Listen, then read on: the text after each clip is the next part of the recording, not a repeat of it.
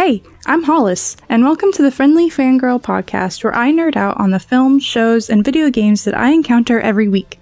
Be sure to follow this podcast, and please follow my Twitter and blog at Hollis Films to follow my journey experiencing the entertainment industry's greatest stories. Beware of spoilers, you have been warned. Game of the week is Outlast 2. I really enjoyed the first Outlast games, both Outlast and Outlast Whistleblower. Anything to do with an asylum is hot in my eyes, and Outlast mastered that disgusting, horrifying setting of an asylum perfectly. It was very unsettling. It was awesome. By the way, this part of the podcast may be triggering. Listener discretion advised. I will be bringing up a few uneasy topics because that's just what the game is about. So skip ahead if you want to avoid all that. Very triggering. You've been warned. Outlast 2, compared to the first two games, is completely different. Like, it's raunchy. Like, the first games had their moments, but Outlast 2 was kind of a step up, like, continuously. Like, it was just continuously like that. Wasn't it banned in some countries due to its subject matter and or graphical content? I mean, come on. This game just seemed to go out of its way to be extra controversial and extra disgusting, and I respect that, honestly. This game not only holds a religious theme, and religion is a controversy on its own most days, but there's a lot of rape going on. I'm very certain Papa Noth molested every bearing-age woman on his quest to bring about the Antichrist and kill it. There's a part where we come across a pile of dead babies, and it's disgusting. And there was also a girl chained to a bed, I think right under the church. Ugh. Also, Blake has flashbacks to his elementary school days, and it's also really heavy. Throughout the game, we uncover what happened to his old classmate Jess, and it seems that she was also raped and then either murdered or killed herself. I don't remember which. Basically, this game is not for the faint of heart at all. It's definitely rated R, and it can be very triggering in many ways, like more ways than Massive Hill's Asylum's tales were ever able to reach. The purpose of this game is to make you uncomfortable, and all Outlast games succeed in that. Not just the story and subject matter, but gameplay as well. Some criticize the game to be repetitive, as it's nothing but chase sequences, but that's the kind of game Outlast is set up to be, given the absence of combat. Our only options are to run, hide, or die. Plus, playing by yourself in the dark makes for a very immersive horror experience. Even when I played this at Halloween parties in the dark with friends, the anxiety alone put us on edge and paranoid of our own shadows. And in Outlast 2, running from the Scythe Lady alone is spine-chilling. Just everything about her is wrong, and it makes me want to die every time I hear her voice. I love how in this sequel you have to record specific segments, especially in your dream state, because when you play audio back in the real world, you get some weird, haunting audio over visual static. There's also a note you can find that connects all the Outlast games together. I believe the big flash you see throughout the game is a product of Murkoff for Mount Massive Asylum. The light results in some sort of brainwashing effect that we see experimented with at said asylum. It only makes you question what's real and not real as Blake slowly becomes more and more insane. Like, honestly, how do you differentiate between what Blake is seeing and what is actually happening? Like, you can't. Overall, any Outlast game is a solid classic horror game experience, but Outlast 2 goes the extra mile, and I only recommend it to people that can stomach it. Alright, Lost. So, I finished season 3. Whew. Continuing where I left off last time, a lot happened.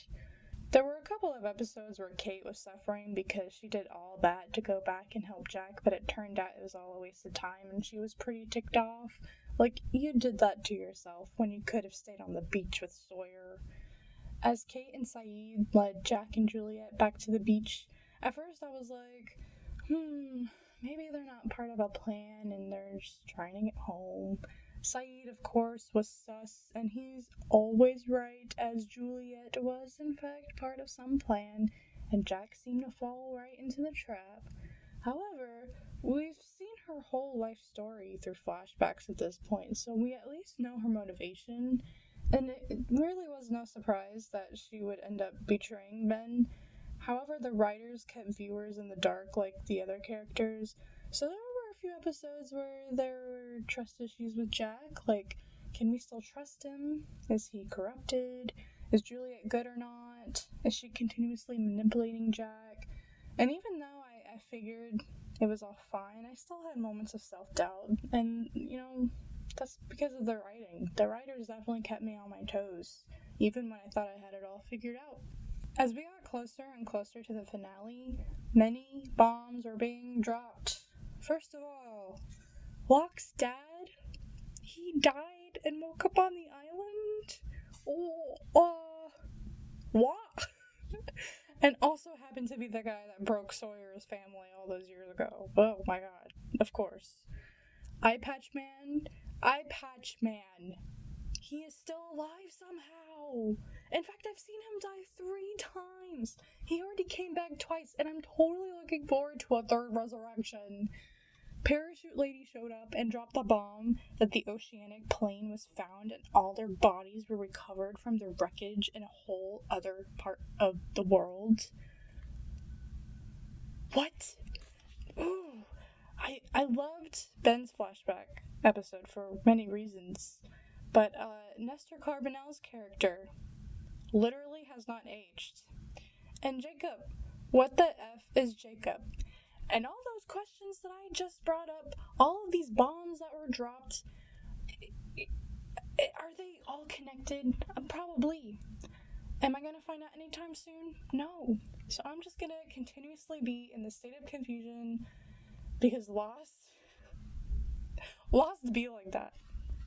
Season finale was pretty great. Charlie sacrifices himself in the Subnautica hatch that apparently was a thing. Hurley saves the day, of course. They thought they could trick me into thinking Jin and Saeed were killed off for like 5 minutes, but it didn't work. Saeed killed a man with his ankles. I mean, come on. And it seems everyone goes home. Jack was pretty determined to call for rescue. Locke almost stopped him, but never explained why. At least Ben gave some sort of reason, or whatever, if it was true or not, who knows. But, what were they on about? Why can't they go home?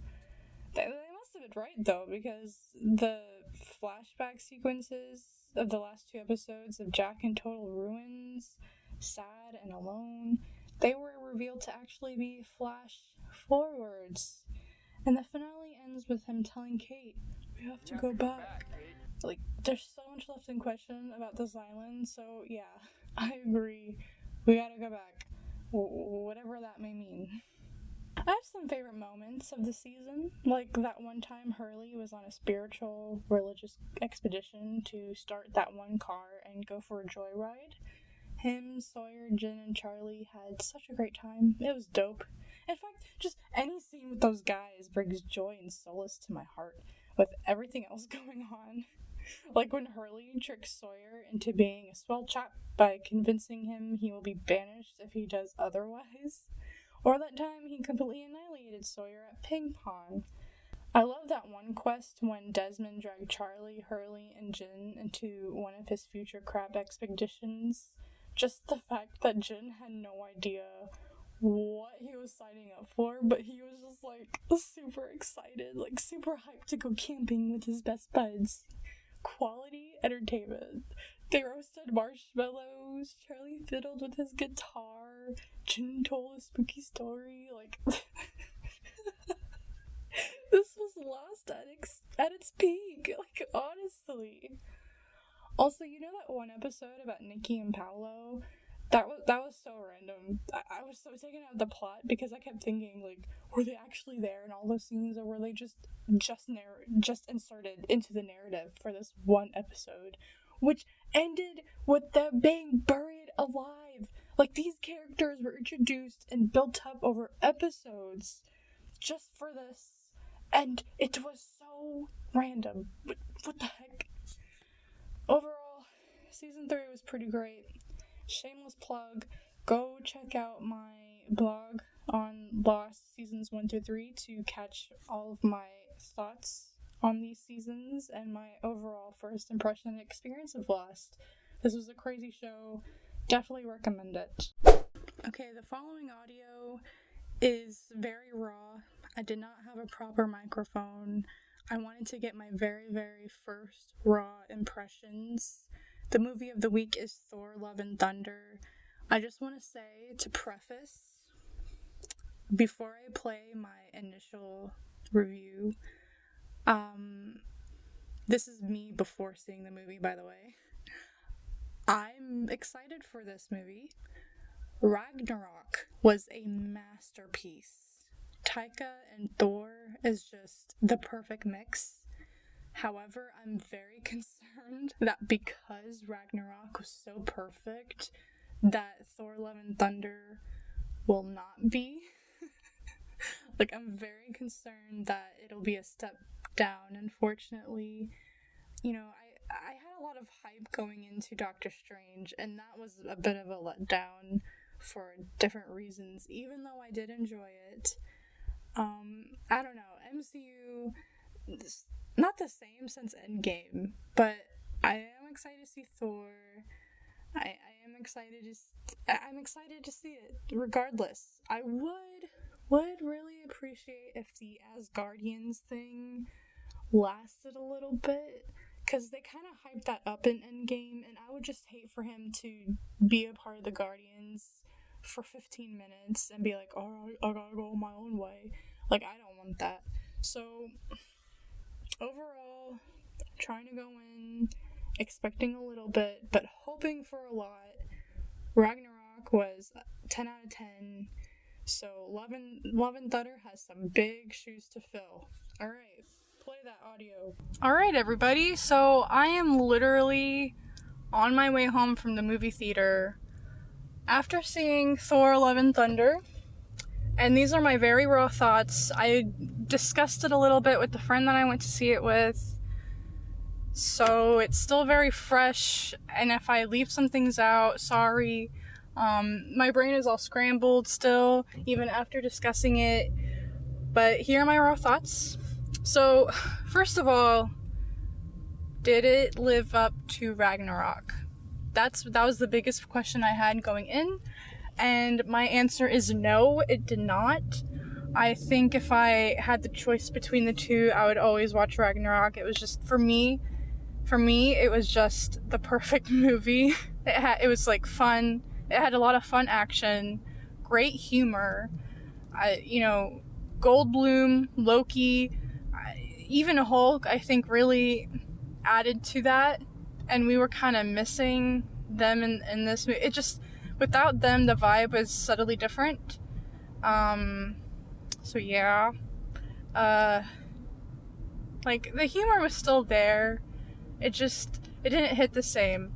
And only time will tell, because, it's been almost 5 years, and my sister and I quote Ragnarok almost on a daily basis. Were there as many iconic quotes in Love and Thunder? I don't see myself quoting this movie just as much, and that's a major factor for me, because we're all about the quotes here. Now, how does it do compare to the other Thors? Well, Dark World is obviously the worst Thor movie, but I would probably place this either right above or right below the first one, because I actually liked the first one. I think there was a lot of that was a solid origin story. But of course, Ragnarok, like I said, for me, that's my favorite Thor. Now, I am curious because they did say Thor will be back, which means Chris Hemsworth still has his contract or whatever. So I'm wondering if they're gonna have the lame Thor duology and then Taika Waititi's trilogy and have nice 5 movies with Thor. Because I would really like that. I mean, they really set that up with Love and Thunder, like the Last of Us Joel and Ellie vibe that I think they're gonna, like, they kind of set up at the end of this movie. So I figured that's what the next movie will be about, if that's when Thor is coming back. They definitely set that up, but I honestly hope for that because, you know, we've had Thor around for 10 years, and I think it took like half of that time to really like set down who Thor is as a character and like what they really wanted to do with him. And now that we finally have a solid place with him, I feel like his story is not finished yet. I'm honestly, I feel like one more movie to round him off and retire the character, I think I would be very happy with that. Like, there's just, now that we're finally got somewhere, not only is his character more interesting, but so is his story. So now that is all settled, let's wrap it up. Speaking of wrapping things up, I'm really glad that they brought Jane back. I mean, I have a little bit of mixed feelings. Like, on one hand, I'm like, you know, I'm glad that they wrapped up her story, because they really just forgot about her for several years, and we just did not see her ever, and they just never talked about her. So I'm glad they at least finished her story. However, her being Thor, I feel like they just made up a reason to make that happen, which was kind of annoying. And I also think it was kind of weird how Thor could have wished her to be okay, but just let her die. Which I also have mixed feelings about that too, because like, she wasn't really my favorite character to begin with. I love Natalie Portman, but it's just, you know, they brought her back to kill her off. It was the best, honestly, I guess it was the best send-off they can think of.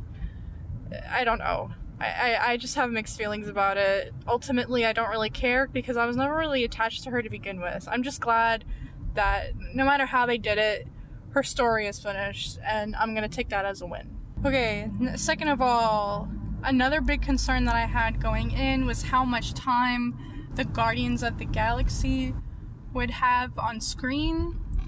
I was hoping for at least a third of the movie. They got 5 minutes. I guess there was a concern that the Guardians might overshadow Thor in his own movie, because I guess Thor was overshadowing the Guardians in their own team a bit. I feel like I would have liked to see a bit more time with them, like, purely because they hyped it up. Like, in the end of Endgame, we saw Thor leave with them, and that seemed to be like I mean, I enjoyed Thor with them throughout the last 2 Avengers movies, so it's a pretty solid dynamic, and I feel like they could have been really creative and comedic with that.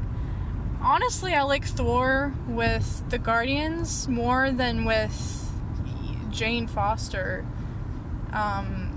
Even more than Valkyrie, because Valkyrie kind of like was a little underwhelming compared to the first movie, or compared to Ragnarok, I should say. So I was a little disappointed that they were not in it that much, but you know, whatever. I'm sure there was like a behind the scenes reason for that, other than like story purposes. Like, maybe someone in the Marvel, like one of the higher ups, were like, let's not do that. But it was still just a very big letdown. just because it just felt like it was hyped up for like 3 years and we got nothing out of it. Or I would have liked a little bit more from it, honestly. More than we got, that's for sure. Okay, the villain, the God Butcher, he was, whew, sheesh. I don't know, like, the MCU is feeling really emo this year because he was creepy. Okay, like, first you hit us with the Scarlet Witch and Multiverse of Madness. Man, that movie was legitimately scary in some scenes. But then you have, like, the God Butcher. Woo! He was weird, and his shadow powers, oh my god. Like, I don't expect this creepy content out of Marvel movies. But I loved it. I mean, he was really creepy. Christian Bale did such a good job. He was kind of like, I don't want to, would it be funny to compare him to the Joker? I would say there's a dash of the Joker in there, mixed with Girahim from Legend of Zelda Skyward Sword, and then maybe some Rumpelstiltskin from Once Upon a Time vibes as well. It's just, there are a few, like, creepy villains that I've seen in the past that I kind of, like, I just referenced in my head a lot watching Christian Bale in this movie. But he was really fun. I enjoyed him as a villain. He was an icon for atheism. Am I allowed to say that? I mean, I don't think that's the direct, I don't think that's the direct symbolism here, but yeah, he had a good point. You know, my friend and I are both, like atheists in some ways. Like, we're atheists, okay? I'm sorry. Don't get offended. I'm not trying to offend anyone's religion or anything, but we just sat there watching the movie, agreeing with what the villain was saying. And, no offense, but, you know, we kind of saw where he was coming from. We saw his point. And, you know, it really helps seeing how Zeus was just a complete D-bag as well. It's just like, you're just proving his point even more. But, you know, whatever. I don't think that was the main theme of the film, but it was the theme. I don't want to get too deep into it. You know, I'm moving on. So, overall, I might give it a 7. Honestly, for me, ever since Endgame, the MCU has just hit differently. Like, you know, they've come out with some good content. Like, WandaVision, I really loved. Loki, I really loved. I think the Spider-Man movies, like, they were both good. You know, Hawkeye was pretty solid as well. Multiverse of Madness was okay. Love and Thunder was okay, but, like, I also didn't watch Shang-Chi, but I know, I've heard a million times how good that movie is. Eternals, I think, has a lot of mixed reviews, but, you know, I never cared enough to watch them. I don't know, the MCU for me, it's just, I have low expectations. I mean, going from Iron Man all the way through to Endgame, that was a cultural phenomenon, and you know, for 3 years I've been saying nothing can top that entire journey, and so far I've been proven correct. Like, I've enjoyed what the MCU has produced since then, but nothing like it. Nothing like those 10 years. So, you know, I'm expected to be... I do have low expectations going into pretty much a lot of MCU content these days. And I did have low expectations going into Love and Thunder, which is probably why I enjoyed it more than I should have. I just expected Love and Thunder to be worse. So I was very surprised to enjoy it as much as I did. But Love and Thunder did have some solid, like, merit to it. I almost walked out of the theater because of Korg. I thought they were actually going to kill him. And I was very upset. I was like, no, you're not killing Korg. I will not have this. But thankfully, his body grew back, because I guess that's a thing. But I just would have been so mad if Korg died, because he's just the best character. So Love and Thunder, solid film. Could have been worse. Could have been better. Solid 7 out of 10 for me. And honestly, it still makes me excited for another Thor. I would like a nice trilogy to finish off Thor's story and have a nice happy ending for Thor, who has literally lost every single person he loves. So let's just have a nice Last of Us party and happily ever after. Let's go, Taika. Do it for the fans. Star of the week is Hayao Miyazaki. All this information is taken from a very reliable source called Wikipedia, so don't quote me on anything. Being born right in the middle of World War II, Miyazaki grew up in a war-torn Japan. At a very early age, he had interest in becoming a manga artist and was also an avid moviegoer thanks to his dad.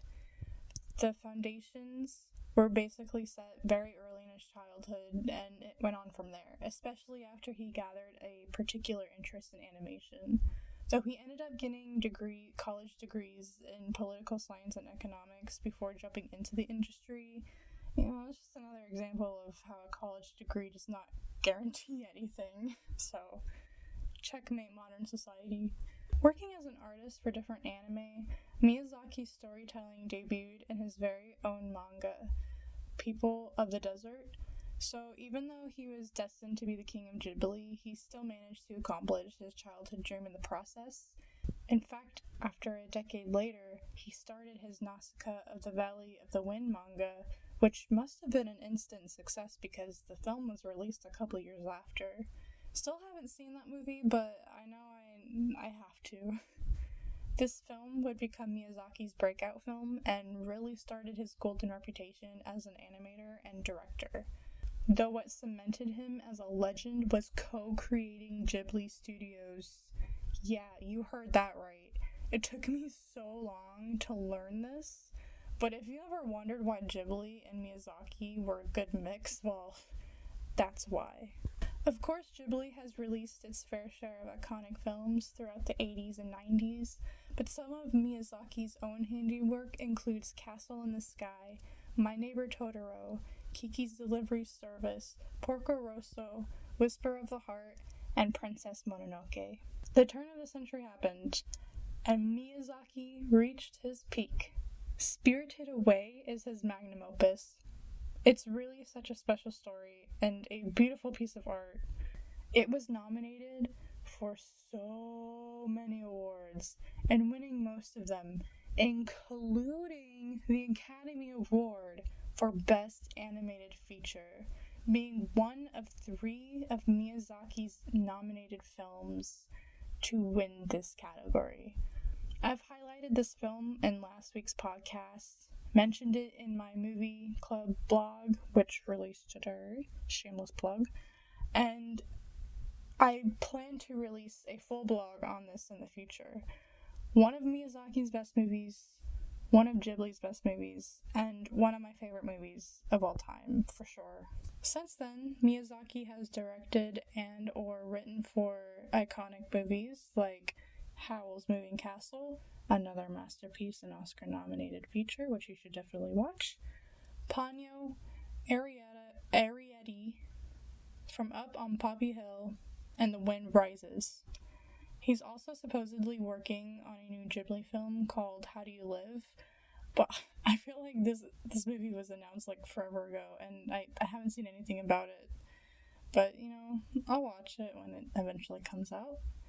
Regardless, as Miyazaki enjoys his semi-retirement, I hope he's proud of all he has accomplished and proud of his phenomenal ability to tell a story. He will ever be down as one of the greats, and I love him and his films so much. An amazing career. Thank you, Miyazaki. That's it for this week. Again, follow me on Twitter or leave a comment, and let me know what you've been fangirling over this week. Thank you for joining me, and I'll talk to you again next week.